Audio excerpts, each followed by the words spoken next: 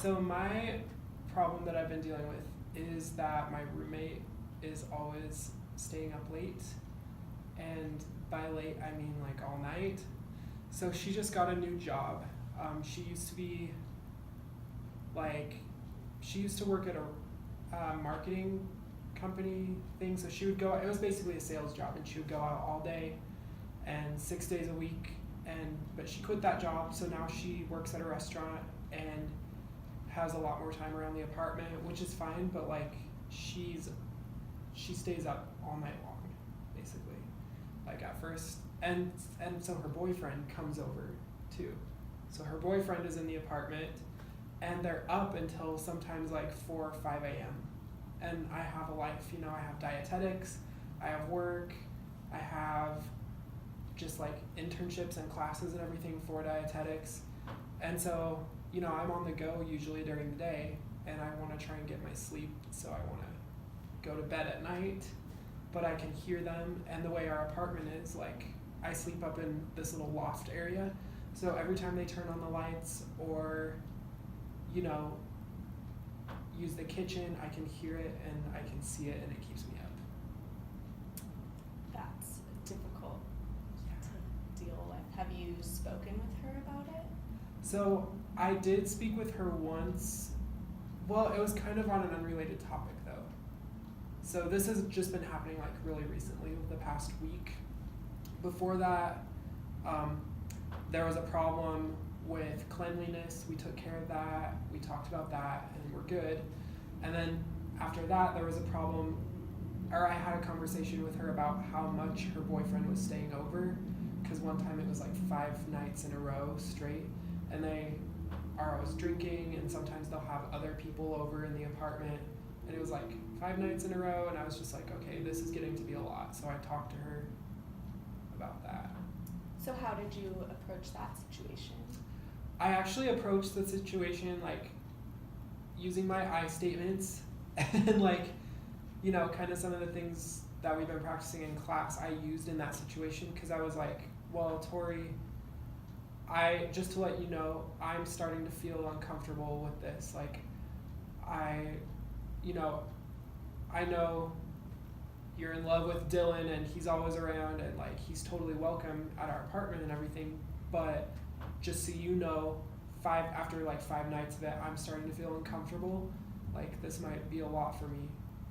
So I just told her that, and I didn't say anything else, and I just let her know how I felt. And then she kind of said like, yeah, we'll tone it down a little. But now it's kind of coming back and cycling. And it's not like I need them to never be at the apartment, and that's not my thing, right? Because I know it's a shared space, but sometimes it does seem like, because they're just kind of bums like all day, like they sleep all day and party all night basically.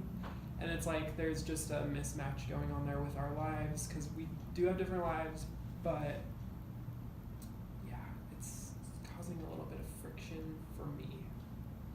So do you think approaching this in a similar way would be appropriate?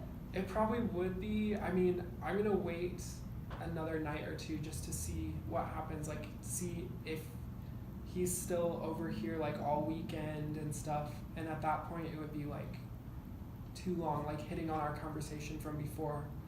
Like, it shouldn't be more than, and we had talked about in the past, like, oh, if he wants to stay over, that's fine, but like more than 3 days a week is probably getting to be a lot, because we have a really small apartment, and I already have the smaller space in the apartment. And so, yeah, I think if it continues, I'll definitely talk to her and just tell her again how I feel, and, tell her that I have a really busy schedule and I would really appreciate it if they could keep it down at night, or if they are going to be up all night long during the week, like on a weeknight, which has happened this week, could they please do it elsewhere, like his place? Yeah, that seems like a good way to approach it. Have you had issues with your two's kind of personalities before this? Kind of clashing, or? Me and my roommate? Yeah.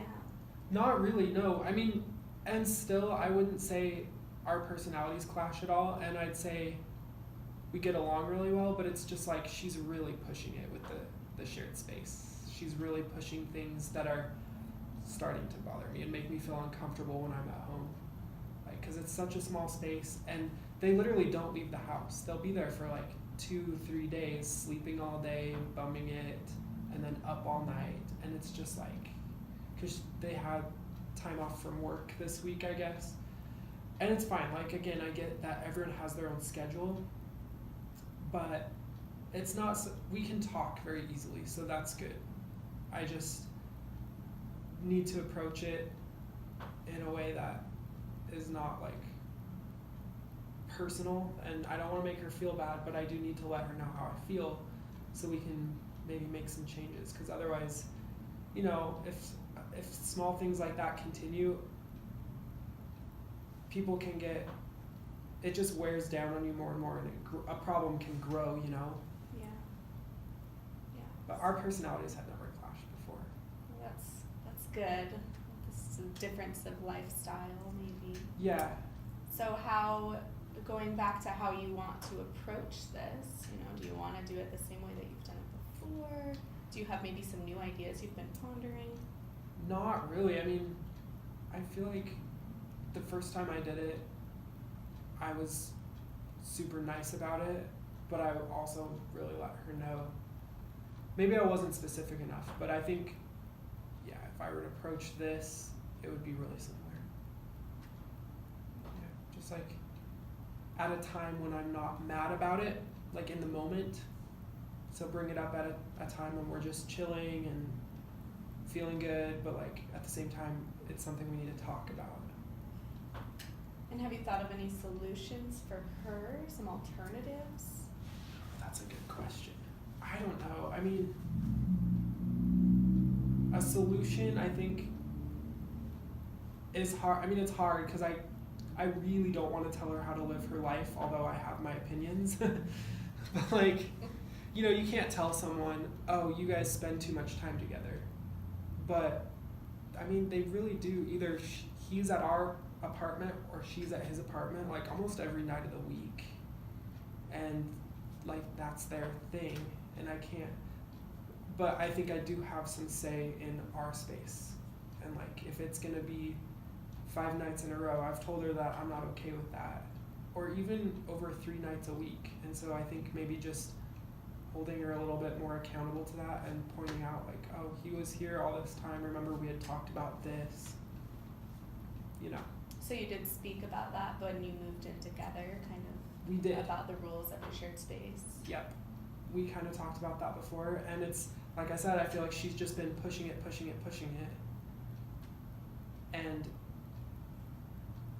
And you know, I can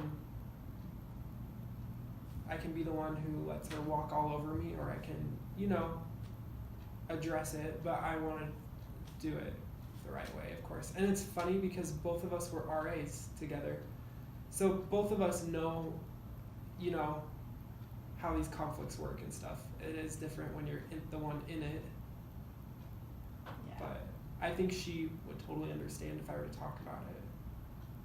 Well, that's good. It sounds like you have a good starting point that you can return to your space and speak with her about. Yeah. It's just kind of, yeah, it's tough because like I said, I'm super busy. And so when I'm back at our apartment, it's like, you know, I do kind of want to zone out and have it be like a safe space, and they're not as busy, so they're always just partying there. It's like, and I get it, but again, I'm just not in a mood usually when it's going on. I'm like in the mood to not deal with any of that. Yeah. So, communication. Okay, well, I think you have a good place to start, and maybe try and implement that this weekend if you can, and we can pick up again next week. Great. Sounds good.